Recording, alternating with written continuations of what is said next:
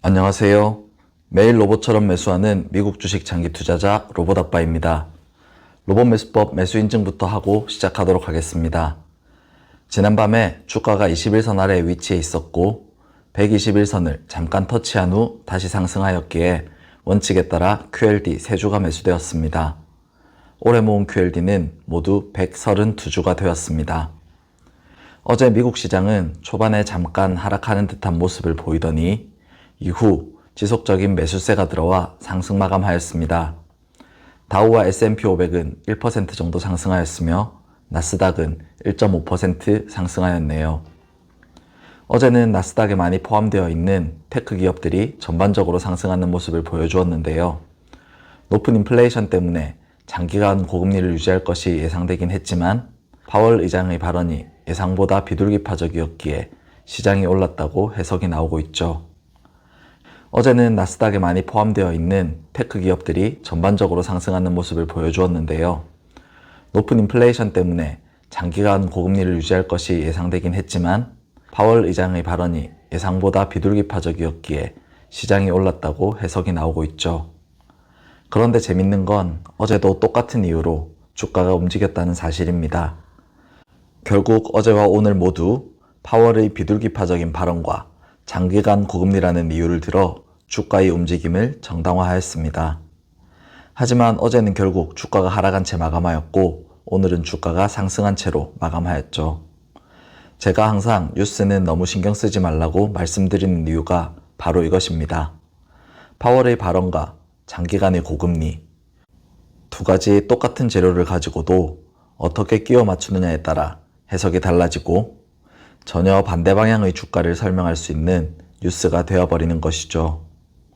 주식시장에서 재료들은 코에 걸면 코걸이, 귀에 걸면 귀걸이식으로 이용되는 경우가 대부분입니다.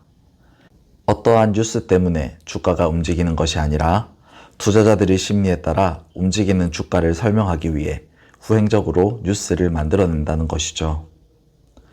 지난번 실적 발표 이후 3개월 정도 주가가 눌려있던 애플은 어젯밤 정규장이 종료한 후에 실적을 발표하였는데요.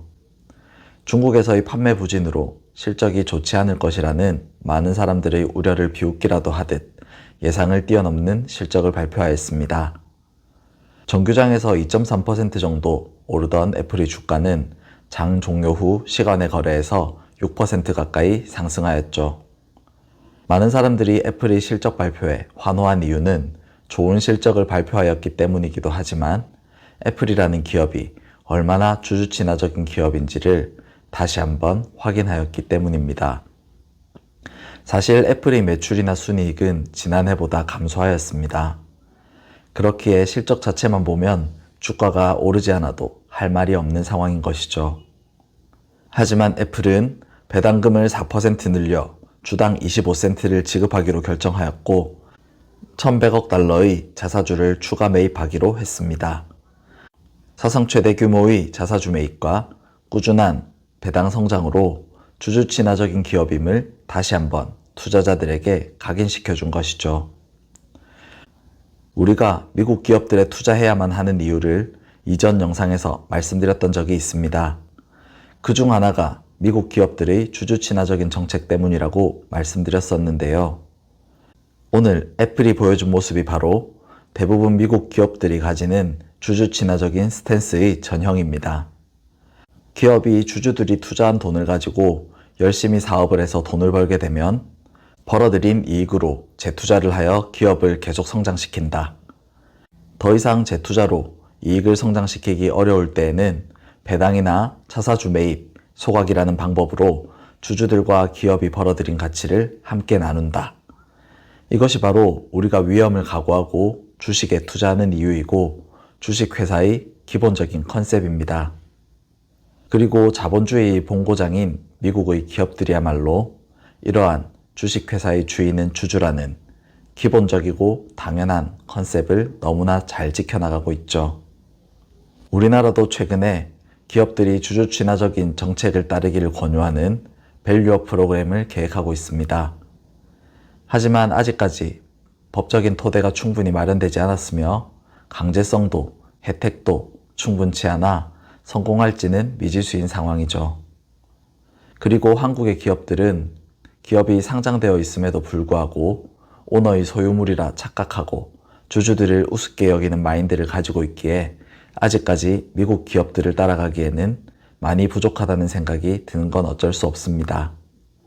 과거에는 투자자들이 해외 주식에 투자하는 데 있어서 여러 가지 기술적인 제약들이 많이 있었고 그로 인해 어쩔 수 없이 울며 겨자 먹기로 국내 주식에 투자할 수밖에 없었습니다. 과거와 다르게 지금은 어느 증권사에서든 해외 주식에 어렵지 않고 투자할 수 있습니다. 그렇기에 국내와 미국 주식시장이라는 두 가지 선택지가 있다면 우리가 어떤 것을 선택해 투자해야 할지는 불을 보듯이 뻔해 보입니다. 미국의 기업들은 오늘 애플이 했던 것처럼 꾸준히 기업의 성장을 그리고 기업의 이윤을 주주들과 나누어 왔습니다. 애플과 같은 기업들의 그러한 주주 친화적인 자세에 힘입어 미국 지수가 100년이라는 긴 기간 동안 꾸준히 우상향할 수 있었던 것이죠. 그런데 애플이 이렇게 좋은 기업인데 워렌 버핏처럼 애플만 많이 담아놓으면 되지 왜 애플 안 사고 ETF 사고 있냐고요? 그건 제가 애플이라는 개별 종목에 대해 확신이 없기 때문입니다. 애플이 10년 후, 20년 후에도 시가총액 1위, 2위를 다투는 좋은 기업일지 제 돈을 걸고 도박을 할 만큼 애플에 대해 충분히 알지 못하고 있거든요. 미국 지수가 100년째 우상향해오고 있음에도 그 안에 기업들의 흥망성쇠는 항상 반복되어 왔습니다. 과거에는 아무런 실적도 없는 기업이었던 애플이 10년간 시가총액 1위 기간을 지나 지금 시가총액 2위 기업이 되었고 과거에 시가총액 1위 기업이었던 엑손모빌이 지금은 그저 그런 시가총액 상위 에너지 기업으로 전락한 것처럼 말이죠. 어떤 기업이 10년 후, 20년 후에 미친 성장과 훌륭한 실적을 보여주며 시가총액 1위 자리를 차지하게 될지 저는 모릅니다.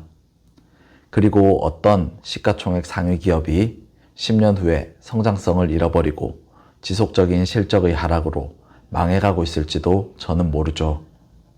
다만 수많은 기업들이 새로 생겨나 성장하고 수많은 기업들이 역사 속으로 사라져갈 것이라는 사실, 그것 하나만은 명확합니다. 그렇기 때문에 개별 기업의 미래를 예측하는 능력이 부족한 저는 새롭게 성장해가는 기업은 알아서 투자해주고 쇠퇴하여 역사 속으로 사라져가는 기업은 알아서 투자 대상에서 제외시켜주는 미국 지수 ETF에 투자를 하고 있는 것입니다. 어느 기업이 더 성장하든 어느 기업이 망해서 사라지든 미국 지수는 미국의 좋은 기업들을 모두 아우르며 앞으로도 꾸준히 우상향해 나갈 테니까요. 오늘도 영상 끝까지 봐주셔서 진심으로 감사드립니다. 로봇 매수법으로 투자해보고 싶으신 분은 오늘 밤 $90에 LOC 기본 매수 한 주 걸어두시고 21선이 위치한 $81.71, 121선이 위치한 $78.97에 지정가 추가 매수 한 주씩 걸어두시면 됩니다. 그럼 다음 영상에서 또 뵙도록 하겠습니다.